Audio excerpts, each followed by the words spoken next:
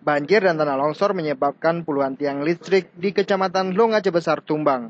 Akibatnya 28 desa di kawasan tersebut gelap gulita tanpa aliran listrik.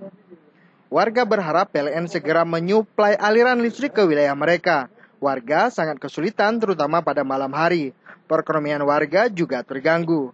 Sejumlah toko dan warung di Pasar Long memilih tutup lebih awal. Begitu juga operasional di Puskesmas Kecamatan Long. Petugas hanya menghidupkan genset di saat darurat saja. Perlu dipercepat itu listrik.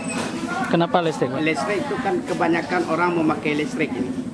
Jadi rumah tangga itu nak ada air sumur itu kita nak bisa diangkat lagi, nak bisa angkat lagi karena itu nak ada pakai sangyo itu sudah banyak mati listrik nggak ada.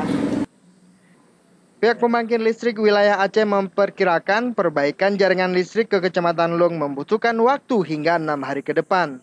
Sebelumnya, puluhan tiang listrik tumbang saat hujan deras yang menyebabkan tanah longsor di Pegunungan Paro dan Kulu, Kecamatan Long Aceh Besar.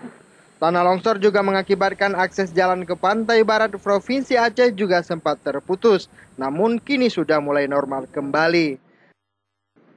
Dari Long Aceh Besar, Davi Abdullah melaporkan untuk Aceh Video.